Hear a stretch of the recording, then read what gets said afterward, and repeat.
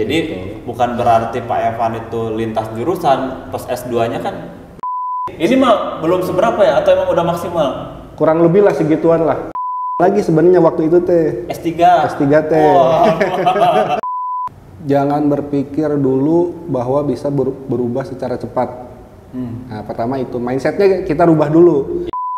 Pak Evan sebagai dosen nih kan ada stigma yang sering mengatakan nggak perlu lah kita harus punya gelar gitu, nggak perlu lah kita ngambil pendidikan tinggi-tinggi, yang penting mah kita berpengalaman dan lain-lain, wawasan punya, link juga banyak gitu.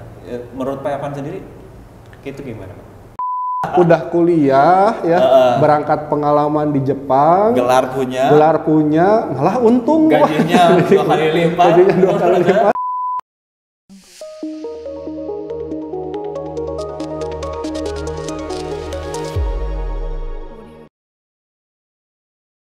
Assalamualaikum warahmatullahi wabarakatuh. Alhamdulillah, balik lagi di IMIM, Informasi Menarik Indonesia Mandiri. Aku IM, kamu IM, Indonesia Mandiri, semua bisa kuliah. Alhamdulillah.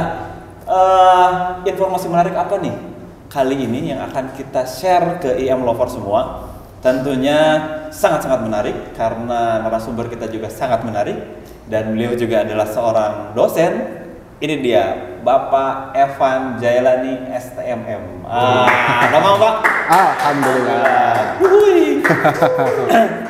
Narasumber yang sudah tidak asing lagi tentunya ya, karena hampir setiap hari kita ketemu gitu ya. Tapi tentu ada hal yang harus disampaikan, kisah-kisah inspiratif beliau, karena saya juga banyak atau beberapa yang termotivasi dari beliau. Apa itu nanti kita ngobrol di sini ya. Kita santai-santai aja. Siap, Pak Evan, siap. sehat? Alhamdulillah sehat. Alhamdulillah. Pak Evan ini dikenal sama mahasiswa dipanggil dengan Pak EJ. Ya, itu tuh emang karena singkatan Evan Jailani aja. Iya. Atau dari panggilan kecil, anak waktu kecil? Enggak. Kalau panggilan kecil nggak ada panggilan, Evan aja. Terus kesininya EA berarti, Evan aja. Nah gitu. Kesininya pas kuliah dipanggilnya Jae. Oh, dari Jailani. Okay. Jae katanya. Jadi gaya-gayaan sih sebenarnya asalnya Jae. Tapi pas diejak pelan-pelan jadi Jae cenah gitu. Bawaan orang Sunda jadi Jae ya, udah gitu. Gaya Jae. Nah, pas kesininya banyak yang disingkat gitulah. Eje gitu. Pak Evan ini asing, anak singkatan gitu ya. Evan Jailani jadi Eje. Itu gelarnya STMM. Iya. Berarti dulu ngambil sarjana teknik industri. S1-nya teknik industri Pak Evan. Ya, jadi sebenarnya teknik industrinya saya itu teknik industri yang mengarah ke manajemen. Kalau saya dulu kan di Unisba ya. Di Unisba itu namanya bukan TI, teknik industri bukan, tapi teknik dan manajemen industri. Makanya disebutnya TMI kalau dulu waktu di sana di Unisba ya di alma mater dulu. Jadi teknik dan manajemen industri gitu. Jadi dulu teh singkatannya mah TMI. Mungkin perebutan nama dengan Taman Mini Indonesia. Gitu. Jadi diganti. Jadi sekarang ST. Kalau gelarnya mah ST. Karena tetap adanya di Fakultas Teknik gitu. Jadi tetap ST. Jadi gitu. Bukan berarti Pak Evan itu lintas jurusan, pas S2-nya kan manajemen. Master manajemen. Iya. Gitu. Jadi tetap masih satu jalur ya, bukan berarti lintas jurusan. Betul. Tapi memang kalau yang ini mungkin share juga ya Pak Evan, mungkin ada teman-teman di sana mungkin yang dari SMA mau kuliah atau yang dari S1 mau ke S2. Sebenarnya nggak masalah juga ya kalau lintas jurusan itu kan. Nggak masalah aja ya. Sah-sah aja. Ya berarti buat teman-teman yang lulusan SMA-nya IPS pengen masuk ke teknik informatika gitu ya, atau yang dari IPS-nya dari IPA gitu ya masuk ke akuntansi ya sah-sah aja itu bisa ya. Oke, jadi Pak Evan ini dulunya Unisba. Tarik mundur SMA dan SMP-nya di? Saya dari lahir sampai SMA itu di Majalengka, di tanah kelahiran. Pak Evan ini asli orang Majalengka. Itu. Jadi SD saya di SD Dawan, kemudian SMP-nya SMP Kadipaten. Masih di Majalengka juga. Masih Majalengka. SMA-nya SMA Dawan. Nah, tapi kalau sekarang sih sudah rubah nama SMA-nya jadi nama SMA Kasokandel. Kenapa berubah? Karena memang pemekaran kecamatan. Kalau dulu masih itu masuknya kecamatan Dawan. Sekarang Kasokandel itu ada pemekaran. Jadi kecamatan Kasokandel. Jadi dari Dawan itu. Keluar dari Dawan. Makanya rubah nama SMA-nya jadi SMA Kasokandel kalau sekarang. Dulu karena masih masuk di Betul. Nah, terus sampai SMA saya di Majalengka. Masih Majalengka. Nah, baru tahun 2001 baru masuk Unisba. Masuk Unisba ke Bandung. Tahun 2001 kuliah masuk Unisba Teknik Manajemen Industri. Kemudian lanjut S2. S2-nya di Unpas. Di Unpas. Di Unpas Magister Manajemen. Beres tahun 2008. Sebenarnya saya lanjutin lagi sebenarnya waktu itu S3 teh. Ini S3 ya. S3 teh di ilmu manajemen juga. Ilmu manajemen. Sebenarnya dari segi kuliah mah udah beres. Dari segi kuliah udah beres, cuman ketika penyusunan disertasi, nah itu yang ketunda gitu. Sampai sekarang, tapi tertundanya dari 2000 berapa nanti? 2000 berapa ya? Saya sampai lupa ya, sekitar segituan lah 2010 2011-an. 2022 ya. Memang tertunda melebihi pandemi ini ya. Covid aja 2 tahun. Memang ternyata mudah. Tapi secara ilmu yang didapat mah udah beres ya. Udah tinggal disertasinya doang belum. Nah, tadi menarik nih, ternyata Pak Evan itu berangkat dari awalnya di Majalengka hijrah ke Bandung berarti ya. Betul. Berarti anggapannya waktu ke Bandung teh orang ya pendatang gitu ya, yang memang dari dulu udah punya niatan saya pengen besar di Bandung. Artinya besar tuh ya mencari kesuksesan di Bandung atau memang di Majalengka belum ada tempat, maksudnya ya maaf kayak kuliah yang mumpuni buat diambil sama. Jadi waktu zaman saya mau kuliah, ya pikiran kalau kuliah itu di daerah itu pikirannya ke Bandung. Karena di sana belum ada. Kalau sekarang kan sudah ada ya universitas besar lah di Majalengka sudah ada sekarang. Kalau zaman saya dulu nggak ada. Jadi nggak mau kalau mau kuliah paling dekat sih ke Cirebon. Paling dekat ke Cirebon. Tapi ya yang lainnya ke Bandung lah ya. Saya dulu waktu dulu itu memang keinspirasinya sama om saya.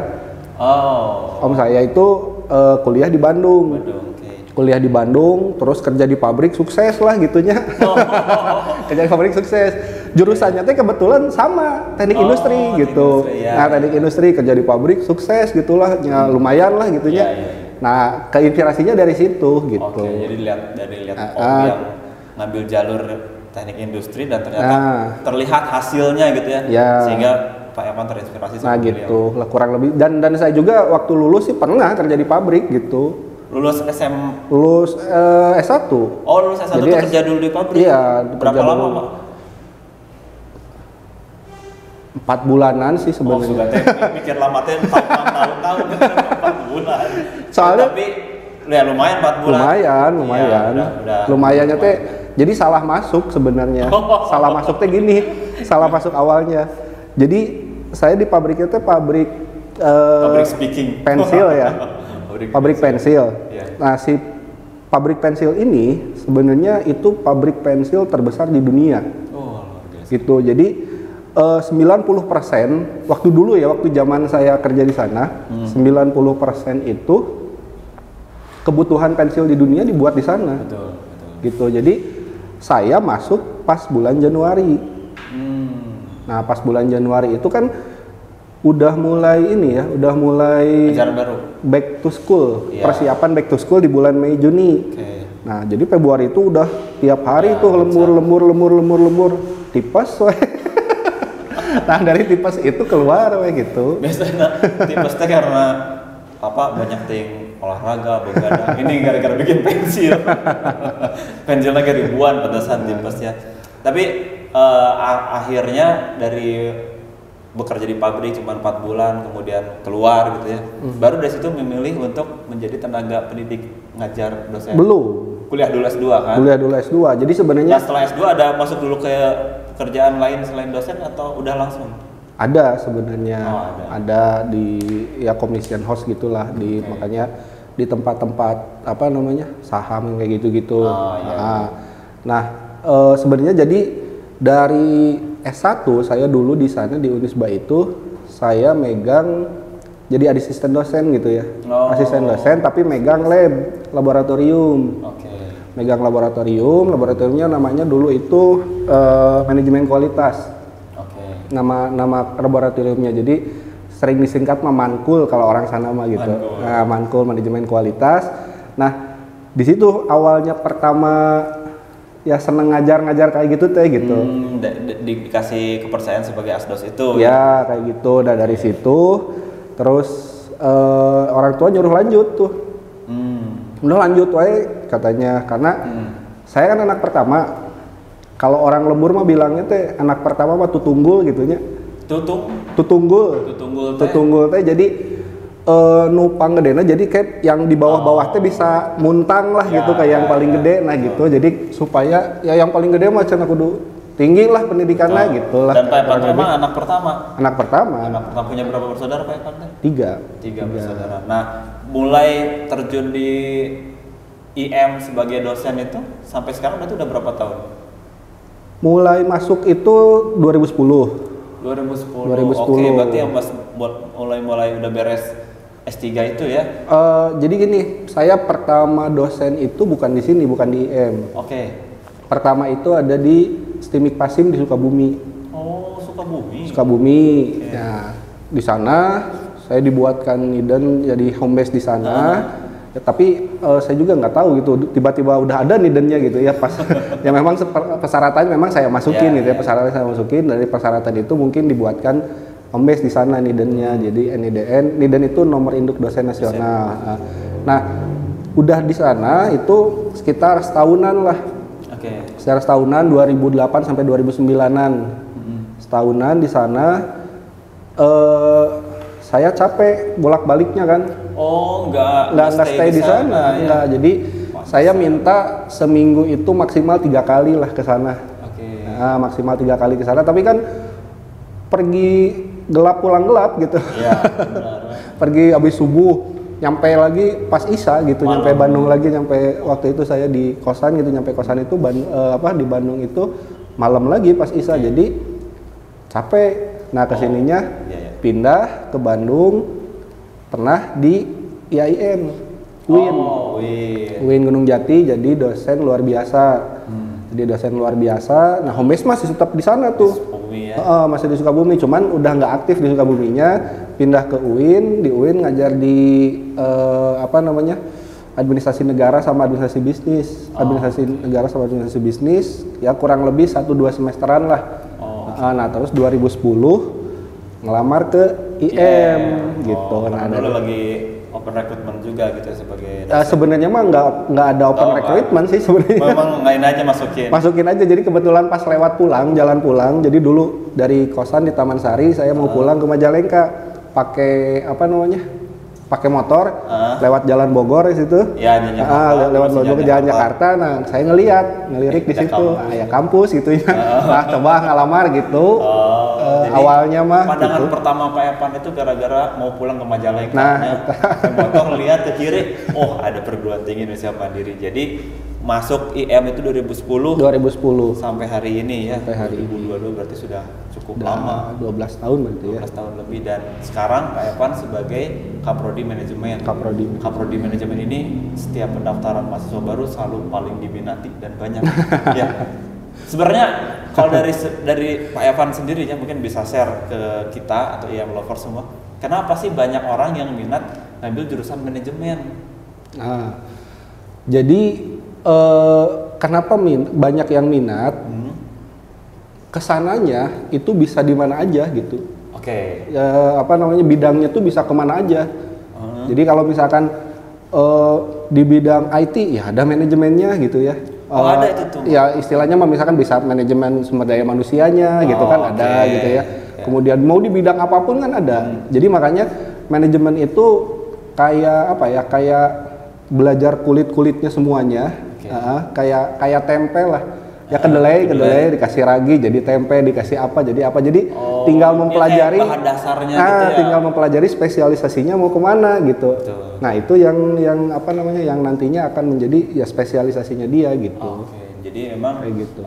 Ngambil jurusan manajemen itu salah satunya tadi ya bisa jadi pondasi paling dasarnya, tapi juga sangat kepake buat di bidang manapun gitu. Betul, karena hampir semua perusahaan kan memiliki dua masalah yang abadi. Satu ketidakpastian, ya, dua keterbatasan. Ketidakpastian itu ketidakpastian di masa yang akan datang kan.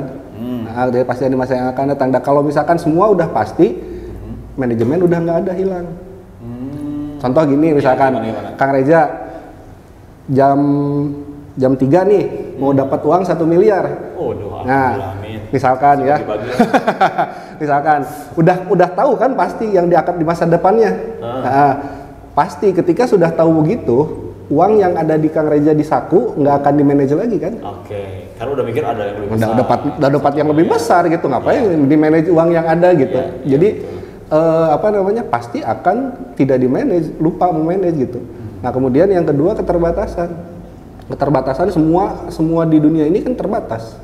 Ya, sumber daya manusia terbatas, waktu terbatas, modal terbatas, bahan baku terbatas, segala macam terbatas, sehingga harus di manage. Kalau semua tidak terbatas, nggak akan di manage. Misalkan kita punya uang tidak terbatas, ngapain capek-capek nge-manage? Pagi beli helikopter, siang beli mobil, karena ada dua masalah ini ya.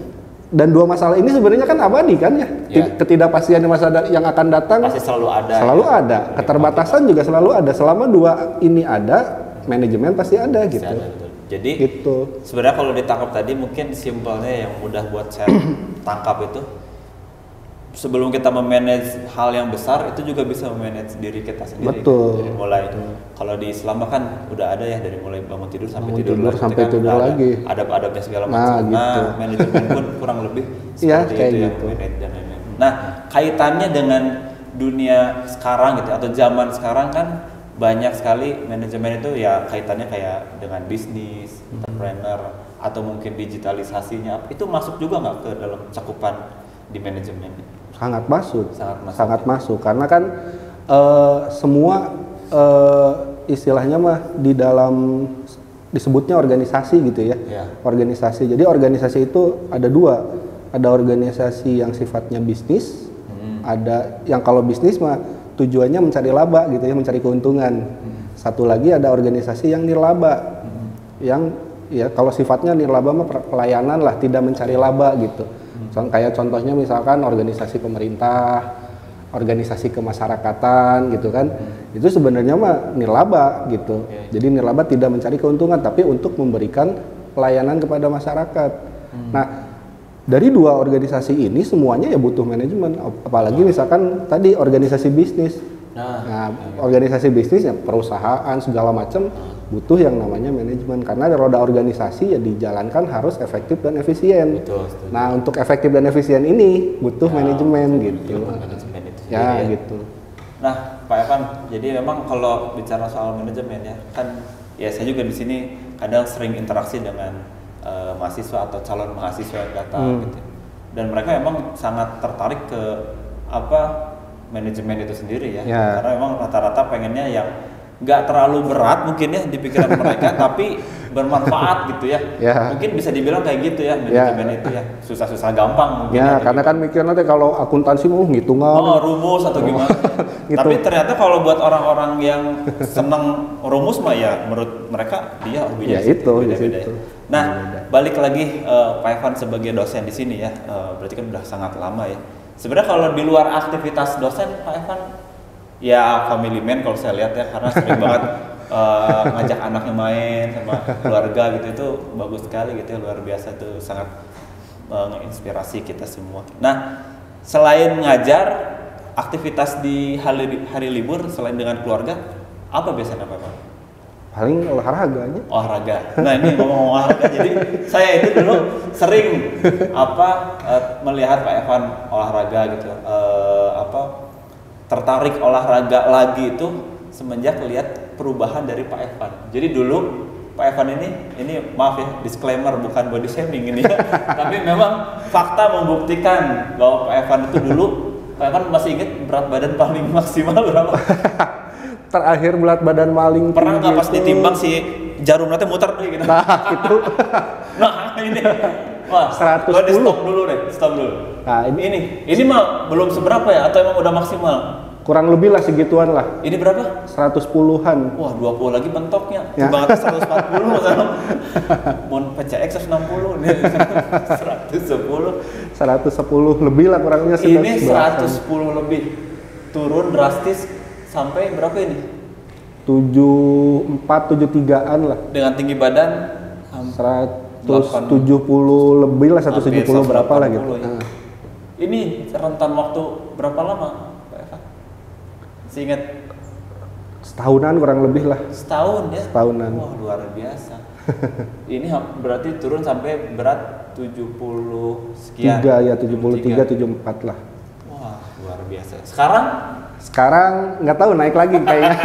Tapi nggak sampai segitu ya. Ya. Nah tapi ini menarik Pak Evan, mungkin banyak, kalau saya ya dulu juga sama pernah mengalami yang namanya overweight gitulah, atau udah masuk obesitas lah, udah lebih lah sih berat badannya, serba engap gitu, cepet capek dan lain-lain, sampai akhirnya pernah kena COVID dan kerasa banget lihat perubahan Pak Evan itu, wah ternyata ada loh yang berhasil asalkan komitmen dan konsisten gitu. Ya. Nah mungkin tips-tipsnya Pak Evan boleh di-share nggak, ini bisa stabil gitu, setahun itu bisa ada progres yang bagus ya.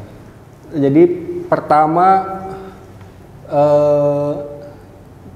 jangan berpikir dulu bahwa bisa berubah secara cepat. Nah, pertama itu mindsetnya kita rubah dulu. Ya. Jadi untuk turun berat badan itu bukan sprint tapi maraton gitu. Oh, butuh waktu yang sangat lama. Ya, butuh waktu yang lama kayak gitu. Okay. Jadi yang bagusnya ya pola makan itu bukan program. Kalau program kan ada mulai, ada berhenti. Ya. Ya udah aja jadiin lifestyle gitu. Okay. Kalau udah jadiin lifestyle kan nggak akan berhenti gitu kan. Nah kayak gitu, itu yang kedua. Jadi kalau rumusnya sebenarnya mah sederhana. Rumusnya mah yang penting defisit kalori gitu. Itu tuh yang susah tuh. Yang penting defisit kalori. Defisit kalori itu kan kita kalau energi mah dihitungannya dengan kalori ya. Energi mah dihitungan dengan kalori. Jadi yang paling penting defisit kalori kalau mau turun berat badan mah. Kuncinya itu aja gitu. Okay. Jadi makanannya apa ya? Silahkan makan mah apa aja. Jadi gitu. dulu Pak Evan makan mah apa aja gitu? Atau emang ada yang dikurangi atau mungkin nggak makan itu lagi gitu? Enggak sih. Nasi. Bakso, nasi. Cuman ya itu defisit, yang penting defisit kalori. Jadi sebenarnya mah gini, kita sehari makan mie instan aja. Mie instan aja. Tapi satu kali makan mie instan dan nggak makan apa-apa lagi. Itu udah defisit kalori. Cuman masalahnya kan di gizinya nggak ada gitu. Jadi maksudnya ya selain itu ya harus dibarengi dengan gizi. Ya lebih bagus lagi sih yang yang makanan sehat gitu ya. Betul. Makanan sehat ya menghindari goreng-gorengan, menghindari segala macam. Karena kan goreng-gorengan itu sebenarnya mah bukan jahat nanti gitu. Tapi karena kan ketika itu cara penyajiannya beda, maka kalorinya beda. Iya.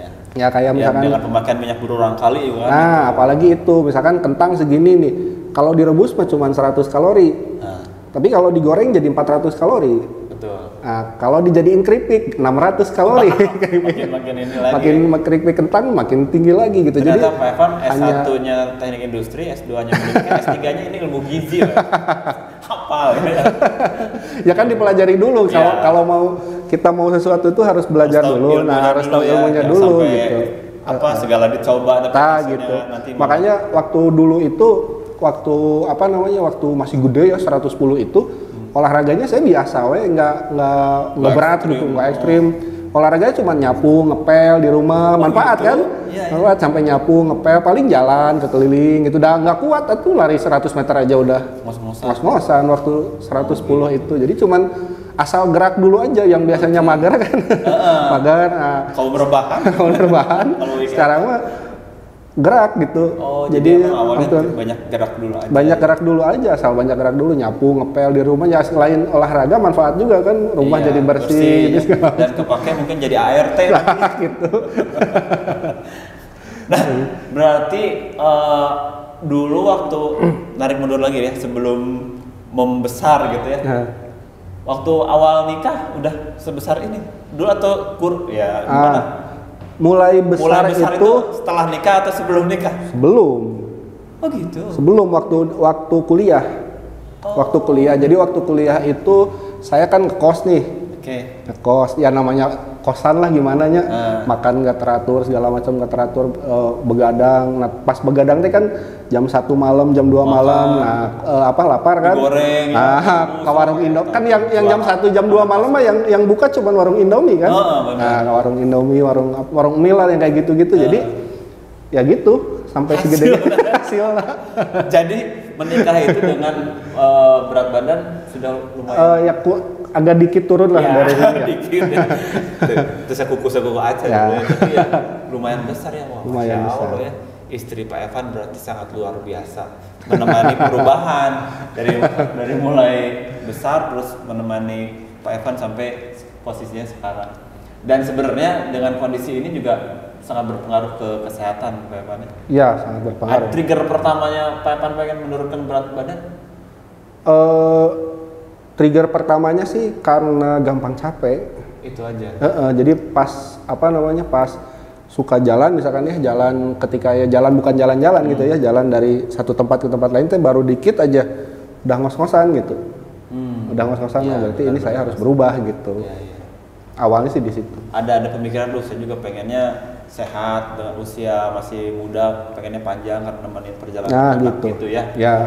Dan setuju mungkinnya kalau olahraga itu emang investasi buat jangka panjang di masa tua ya. Iya. Jadi kalau ada yang bilang sehat itu mahal, ya salah. Yang mahal mah gering gitu. Iya, kan harus berbayar. Harus berbayar. Harus ke rumah sakit, gitu. Beli obat dan lain. Wah iya luar biasa ya. Jadi ini salah satunya saya termotivasi untuk olahraga adalah lihat perubahan Pak Evan. Jadi dulu pas baru gabung di EM tuh masih kok bisa ya, terasa banget gitu perubahannya gitu. Dari ya besar berat 110 sampai turun drastis. Dan ini waktu olahraga badminton. Pak Evan hobi juga badminton katanya? Ya lumayan lah. Lumayan. Selain badminton, Pak Evan itu suka lari bareng kita ya Pak ya? Ya, lari, sepedahan, pernah nge-gym bareng juga. Dan memang kalau udah turun enak juga ya buat terus ngelaksanain aktivitas. Saya itu dari kecil itu suka olahraga, main bola segala macam. Nah yang paling menonjol olahraga saya itu waktu kecil itu tenis meja. Nah sampai SMA itu udah sering tenis meja. Nah ketika kos di Bandung di sini malas main tenis meja, jarang gerak, begadang, banyak makan gitu. Makanya besar. Berarti gitu. Dulu ya kan ya sebelum menjadi dosen mengalami sebagai mahasiswa gitu ya. Kemudian akhirnya menjadi dosen sekarang. Pandangan Pak Evan nih zaman dulu Pak Evan sebagai mahasiswa dan sekarang sebagai dosen yang terasa ketika mengajar. Pernah melihat kayak gue banget waktu kuliah nih gitu. Pernah nggak ngalamin fase kayak gitu? Pernah sih, ada aja. Cuman bedanya kan kalau dulu itu kita kalau mau ngapa-ngapain itu agak susahnya karena belum ada internet. Belum rame lah, bukan belum ada ya. Belum rame gitu. Belum ya kalau sekarang kan maksudnya internet itu udah ada di genggaman tangan gitu kan ya. Kalau zaman dulu saya nggak ada gitu. Kalau mau internet ya ke warnet gitu. Iya benar. Masih zaman warnet terus yang pakai skat. Gitu. Jadi kalau jawaban ujian atau apa teh ya mau nggak mau harus bisa mikir gitu. Kalau zaman sekarang kan istilahnya teh pura-pura ngomong HP padahal googling gitu. Semua ada di googling. Nah berarti Pak Evan ya bisa dibilang ya sebagai dosen dan lain-lain kan udah lama juga. Suka dukanya sebagai dosen itu sebenarnya apa sih? Mungkin ini juga bisa jadi motivasi juga mungkin buat nambah wawasan juga buat yang pengen menjadi tenaga pendidik. Gitu gimana? Suka dukanya ya banyaknya sih suka gitu ya. Karena emang dari dulu pas pertama jadi asdos itu ya. Ya, karena memang apa ya? Ya kita harus menyukai dulu pekerjaan. Jadi kalau misalkan udah suka terhadap pekerjaannya, ya udah gitu, enak aja apapun yang ada halangan apapun ya udah enak aja gitu. Kalau ya memang kalau ada dukanya sih, ada dukanya kalau misalkan gitu ya, bukan duka sebenarnya mah, lebih ke sedih gitunya. Lebih ke sedih kalau misalkan pas ujian ningali jawaban teh asa sarua kabeh gitu. Tah eta asa jadi sedih gitu. Nah, gitu. Berarti itu kayak ngerasa gagal gitu, atau memang itu ya, jadi habit gitu ya, atau gimana? Ya gitu, yang nggak tahu. Jadi maksudnya sedih apa ya, sedih lebih ke yang mungkin kayak gitu. Ya maksudnya kita udah effort ngasih penjelasan dan lain-lain mungkin ya. Iya. Oh, ini hasilnya. Tapi pas ujian teh asa sama we ieu mah semuana gitunya. Ya, tapi mungkin itulah salah satu keseruan mahasiswa mungkin apa ya. Kalau kita gitu. Sebagai dosen mungkin sedih, tapi cek mahasiswa mah seneng gitu. ini yang harus dirubah ya, stigma seperti itu. Nah, balik ke ini Pak Evan ya, dari sudut pandang Pak Evan sebagai dosen nih, kan ada stigma yang sering mengatakan nggak perlu lah kita harus punya gelar gitu, nggak perlu lah kita ngambil pendidikan tinggi-tinggi, yang penting mah kita berpengalaman dan lain-lain, wawasan punya, link juga banyak gitu. Menurut Pak Evan sendiri itu gimana? Sah-sah aja kalau ada yang bilang gitu. Ya sah-sah aja, cuman kan yang yang sukses seperti itu hanya orang-orang tertentu saja. Maksudnya orang-orang tertentu tidak banyak lah gitu ya, tidak terlalu banyak. Tapi yang kebanyakan yang suksesnya kan yang memiliki pendidikan tinggi dan segala macam gitu. Tetap yang menguasai orang-orang sukses itu ya tetap yang orang-orang itu gitu. Kenapa seperti itu? Karena gini, kalau kita memiliki pengalaman, memiliki itu, terus kemudian kita buka bisnis, memiliki pengalaman segala macamnya, tetap aja ada investasi untuk belajarnya. Iya. Ya misalkan ada gagal dulu, investasi lagi, gagal lagi, gagal lagi gitu. Itu buat mereka yang nggak memilih jalur pendidikan. Mungkin mereka bisa suksesnya lebih cepat dibandingkan yang ini, karena kalau yang ini, yang jalur pendidikan itu kan ngisi pendidikan dulu, investasi dulu gitu, amunisinya diisi dulu, segala macamnya diisi dulu. Setelah itu ya baru mereka terjun ke dunia. Tapi ternyata berarti bisa juga dikombin sebenarnya. Bisa. Dia yang udah mulai terjun ke dunia bisnis misalkan, kalau kita anggap ini bicara bisnis. Nah, sambil mau memulai itu tuh sambil dibarengi dengan ilmunya juga gitu ya. Supaya, itu lebih bagus lah. Supaya nggak ada gagal, nanti cari cara lain gitu. Tapi kan kalau udah belajar ilmunya udah terstruktur gitu ya. Step by stepnya harus ngapain aja gitu ya. Nah, itu di kita sudah diterapkan. Nah ini boleh di-share ini kayak gimana? Di Perguruan Tinggi Indonesia Mandiri itu kita sudah menerapkan program Merdeka Belajar, MBKM ya, MBKM. Jadi combine antara pengalaman di lapangan sama ilmu yang didapat di perkuliahan, itu didapat dua-duanya tuh. Ya, didapat dua-duanya karena gini. Jadi ada di satu semester itu mahasiswa itu harus keluar dari prodinya.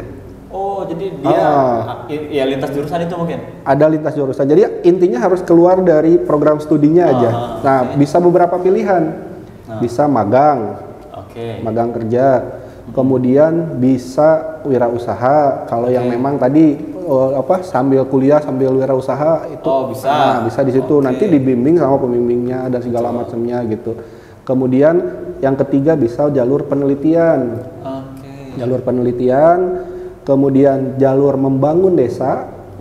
Karena kan kita udah kerjasama tuh ya sama satu kecamatan, bahkan bukan satu desa ya. Jadi Perguruan Tinggi Indonesia Mandiri udah punya akses atau kerjasama dengan salah satu kecamatan. Satu kecamatan di Cicalengka. Kecamatan Cicalengka itu sudah kerjasama sama desa-desanya yang ada di sana. Jadi buat mahasiswa-mahasiswa yang udah mau ngambil di semester berapa itu? Semester 7. Semester 7 tuh kalau yang mau penelitian dan lain-lain atau membangun desa tuh kita udah ada fasilitasnya ya. Betul.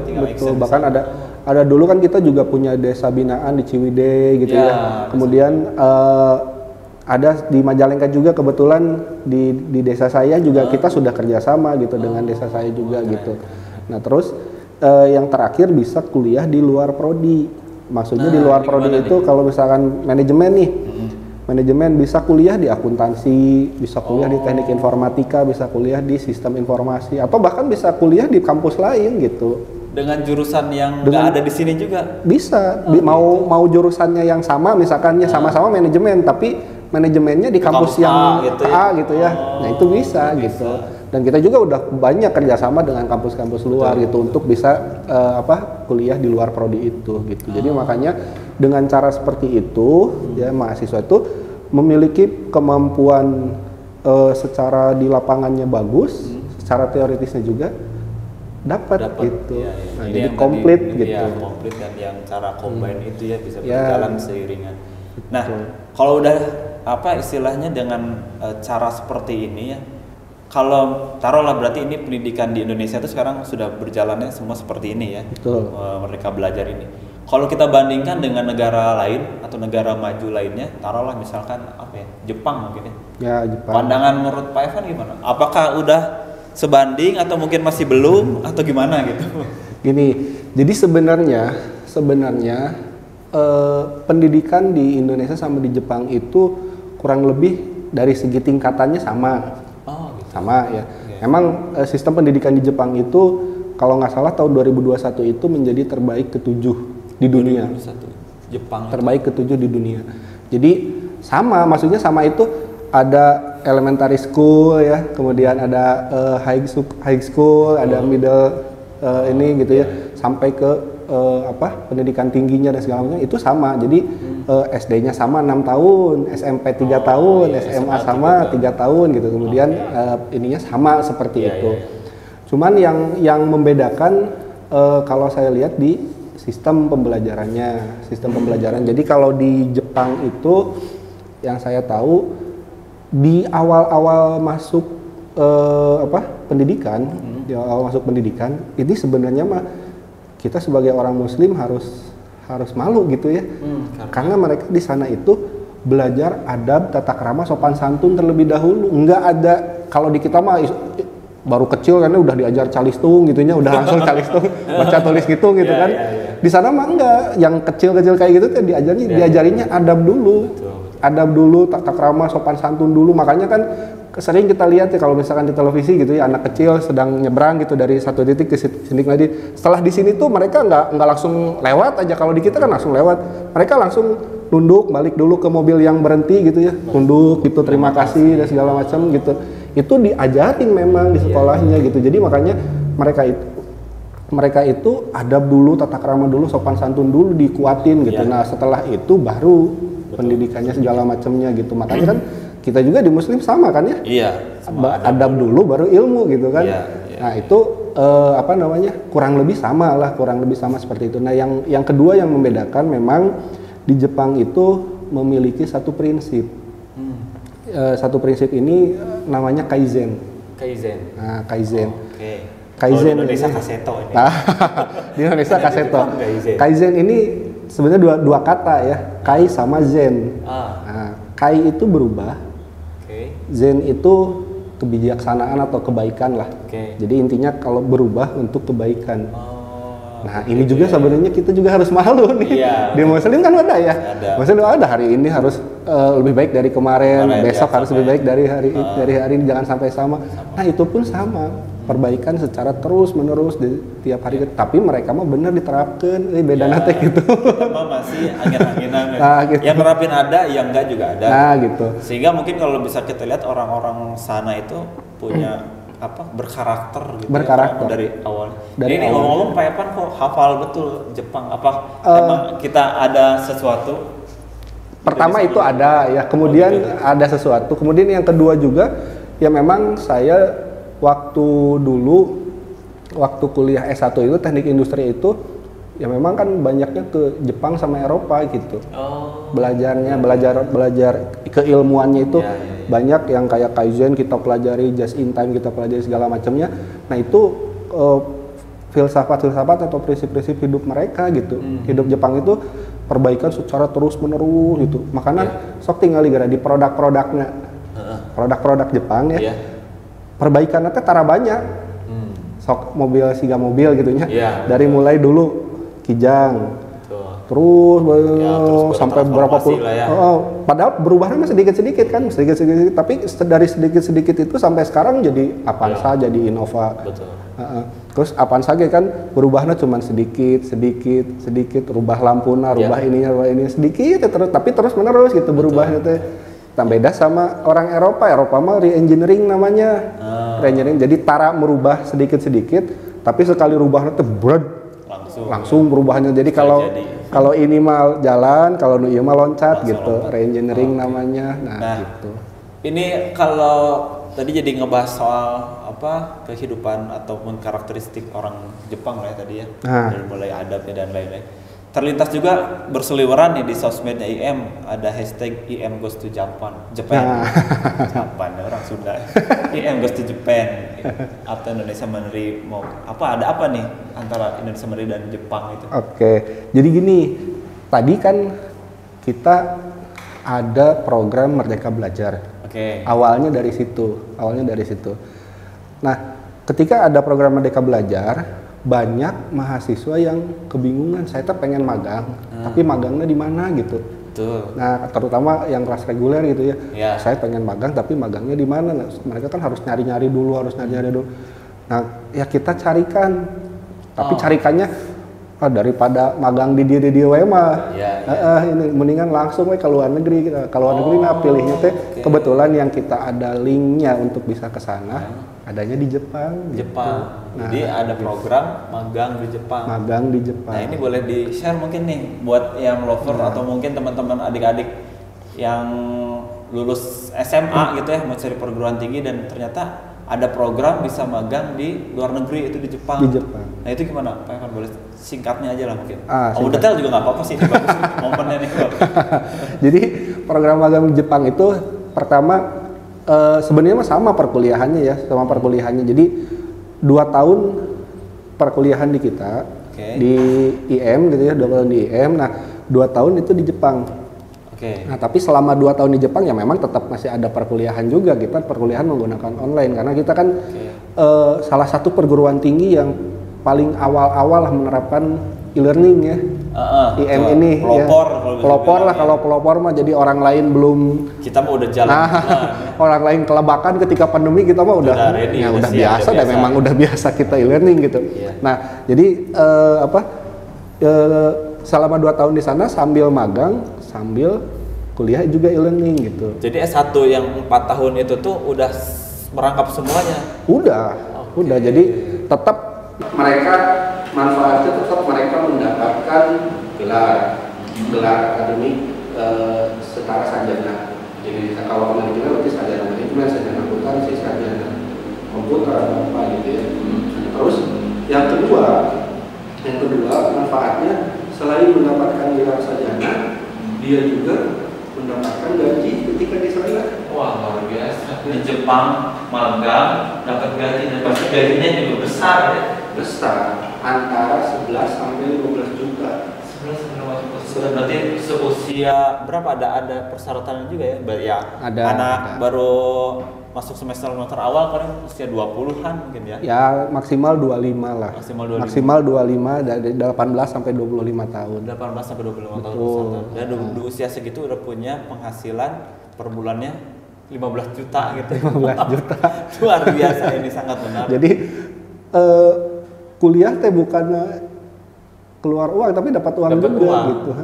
Nah, untuk persyaratan tadi ya, selain usia, bisa milih program itu tuh seperti apa Pak, alurnya atau gimana? Nah, jadi sebenarnya mah sama aja kayak jalur biasa, kuliah biasa gitu. Cuman setelah 2 tahun itu, setelah 2 tahun itu mereka bisa memilih kalau misalkan mau masuk ke kelas ini, disebutnya sama kita karena ini baru pertama kali ya, dan mungkin ya kampus-kampus juga masih belum banyak yang bisa seperti kita ya, yang terdengar nih buat yang seperti ini masih belum banyak, dan bahkan baru kita gitu mungkin gitu ya pelopornya, salah satu pelopornya. Jadi sama masuk aja gitu. Nah tapi disebutnya kita kelas unggulan namanya. Kelas unggulan. Jadi kelas unggulan karena memang mereka 2 tahun kuliah dulu. Setelah 2 tahun mereka dididik lah, ada pendidikan, ada pelatihannya gitu, persiapan menuju ke Jepangnya. Nah itu selama 6 bulan kurang lebih lah. Nah, persiapan selama 6 bulan. Nah setelah persiapannya kemudian ada interview. Interview sama orang Jepangnya langsung, yang penyalurnya di sana. Otomatis tadi perjalanan 6 bulan ini dibekali dengan bahasa Jepang dulu ya. Tentu dibekali dengan bahasa Jepang, kebudayaan, kebiasaan-kebiasaannya orang Jepang seperti apa supaya nanti di sana nggak terlalu kaget lah. Biasanya kan ada culture shock gitu ya. Nah, supaya nggak terlalu kaget gitu ya. Makanya kita kasih pendidikan dulu, kasih pelatihan dulu selama 6 bulan itu gitu. Nah setelah itu ada interview. Kalau interviewnya lolos, silahkan berangkat. Gitu. Nah, jadi, ini nih udah Pak Evan, masya Allah udah nyiapin juga ya. Mungkin gitu. bisa lagi di scroll bawah ini kan tadi ya Pak Evan bilang ada pendapatannya. Ya ini salah satu beberapa persyaratannya, persyaratannya juga ya. Persyaratannya. Jadi menguasai bahasa Jepangnya, tapi kalau untuk magang ini tanpa perlu adanya sertifikasi. Jadi di Jepang itu, bahasa Jepang itu ada yang namanya sertifikasi. Jadi dari N1 sampai N5. Nah, N1 sampai N5. Nah, kalau untuk magang itu tanpa perlu sertifikasi. Yang penting bisa komunikasi secara conversation sederhana ya. Yang penting itu aja sudah bisa berangkat gitu, lolos medical check up, lolos interview penempatan kerja, melakukan pembayaran proses magangnya. Nah ini pembayarannya nih gimana nih? Ini ada juga nih penjelasan tentang biaya biar mungkin orang tua siswa gitu ya. Biar tahu nih bicara efisien kah atau gimana gitu. Saya jelaskan. Jadi sebenarnya ketika kuliah memilih kelas unggulan ini ada 3 unsur biaya. 3 unsur biaya. Pertama biaya perkuliahan biasa, ini mah sama aja sama mahasiswa yang memilih bukan kelas unggulan ini ya, sama aja. Biayanya juga sama aja sama yang kelas lainnya. Nah, kemudian ada 2 unsur biaya lagi untuk yang ini. Pertama unsur biaya pendidikannya yang tadi 6 bulan itu. Biaya pendidikan. Nah, kemudian yang kedua biaya penempatan kerjanya, penempatan magangnya. Itu juga. Nah, biaya penempatan magangnya. Untuk biaya pendidikannya atau pelatihannya selama 6 bulan itu sebesar 6 juta. 6 juta. 6 bulan tadi. Selama 6 bulan sampai tadi. Dia dinyatakan bisa nih berangkat. Nah, gitu. Jadi itu sudah termasuk ada modulnya, ada asrama di sana selama pelatihan gitu. Tulisnya sudah disiapin. Betul. Nah, terus setelah itu mereka melakukan interview untuk penempatan magangnya. Nah, ketika lolos interview baru muncul biaya yang kedua, yaitu biaya penempatan magang. Sebesar 50 juta rupiah. 50 juta, mahal ya, tapi terdengarnya terdengarnya mahal. Kalau udah dengerin mungkin bisa beda cerita. Nah gitu, terdengarnya mahal. Cuman kan itu pertama biaya sudah termasuk asrama sebelum pemberangkatan. Ya kan sebelum pemberangkatan kan nggak mungkin di rumah masing-masing ya, berangkatnya harus bareng gitu segala macam ya gitu. Kemudian ada biaya medical check up, ada biaya pengurusan paspor, visa, tiket keberangkatan, dan pengurusan pokoknya dokumen semuanya diurusin sampai mahasiswa pokoknya tinggal berangkat. Tahu berangkat aja gitu. Tentu dengan tadi yang 6 bulan dulu. Ya betul. Jadi kalau lolos interview itu bayar 50 juta ini pokoknya mahasiswa tinggal berangkat kayak gitu. Semua dokumennya diurusin. Gitu. Tapi dengan 50 ini juga ada istilahnya bukan cicilan, diangsur juga bisa. Bisa. Jadi kalau mau jadi sistem bayarnya ya, sistem bayarnya misalkan kalau misalkan mau langsung pembayarannya boleh. Misalkan nih 50 langsung. Nah, gitu. Misalkan setiap bulannya mau bayar kuliah biasa gitu. Nah, nanti pas mau pendidikan yang 6 bulan itu bayar 6 juta. Nah, terus misalkan lolos nih Kemudian penempatan di Jepang, bayar 50 juta langsung, boleh. Seperti itu juga itu gitu. Mekanisme pertama. Mekanisme pertama. Skema yang pertama. Ya. Kalau yang lainnya? Kalau yang kedua, bisa aja kalau misalkan merasa berat, ya kita sebenarnya mah bukan nyicil, yang ngumpulinnya di kita gitulah. Istilahnya mah nabung. Ya, daripada nanti kepake dan lain-lain, mendingan ditabungin di kita gitu. Nah, ditabungin di kitanya ya kurang lebih seperti ini. Jadi nanti kan setengah biaya pemberangkatan 25 juta kan, berarti setengah dari 50 juta. Dan biaya pendidikan yang 6 bulan itu 6 juta, berarti kan itu totalnya 31 juta. Kemudian ditambah biaya perkuliahannya. Nah, perkuliahannya jadi sekitar 1,9 juta per bulan. Itu kalau mau dibuat angsur per bulan. Nah, jadi nanti jumlah 1,9 juta per bulan itu selama 2 tahun. Kan setelah 2 tahun kan mulai pendidikan untuk persiapan, kemudian berangkat ke Jepangnya. Nah, itu jadi 1,9 per bulan dari selama 2 tahun pasti terkumpul sebanyak 31 juta itu. Lebih nggak kerasa lah ya, karena nggak per bulan. Nah, terus sisanya 25 juta ada nih, masih ada lagi. Kan tadi baru dari 50 baru 25 tuh yang dicicil. Nah, sisanya yang 25 juta lagi bisa dicicil juga. Ada lagi skema yang lain ya. Ya, bisa dicicil juga setelah magang di sana. Kan di magang di sana tuh dapat gaji nih. 11 sampai 15 juta. Nah, dipotong di cicilan selama 10 bulan. Jadi selama gajinya 10 bulan ini ada potongan. Untuk membayar yang sisanya tadi. Gitu. Jadi sebesar ya 2,5 juta berarti kan. Bulan, 25 juta dibagi 10, jadi 2,5 juta per bulan gitu.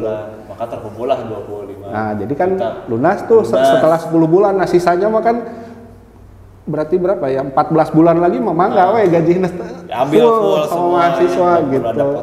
Tidak ada potongan lagi begitu. Tinggal bayar uang kuliah bulanan. Uang kuliah bulanannya aja. Nah, ini perbandingannya nih. Perbandingannya ada selisihnya gimana, Pak? Menarik ini mah. Kalau berjajar banyak angka ini analisisnya saya menarik nih. Tapi kalau coba dibaca kayaknya enggak. Nah, gini. Tadi kan ada biaya perkuliahan selama 4 tahun. Betul. Perkuliahan mah kan semua selama 4 tahun emang perkuliahan selama 4 tahun. Normal ini mah. Normal karena memang program ini tetap dapat gelar akademik gitu ya, gelar akademik. Jadi 4 tahun itu ini ngitungnya yang rata-rata aja lah, yang rata-rata di kelas reguler itu 600.000 per bulan. Kali 48 selama 4 tahun jadi 28.800.000. Nah, kemudian biaya pendidikan dan magangnya 56 juta kan? Yang mau program kelas unggulan. Betul, 56 juta. Totalnya 28.800 sama 56 juta itu 84.800. Waduh, ya. Baik. Tapi, ini kita hitung penghasilannya. Hitung penghasilan di Jepang itu selama magang itu 11 juta minimal. Paling minimal. Ini berarti ngambil paling minimal. Paling minimalnya. Jadi 11 sampai 15. 11 sampai 15 juta. Anggaplah ini yang minimal. Yang paling minimal aja lah, minimal itu 11 juta per bulan selama 2 tahun kan? Betul. Nah, kali 24 berarti. Nah, kali 24 didapat 264 juta. Waduh, Masya Nah, Allah. 264 juta selama 2 tahun itu. Dapat 264 juta ya.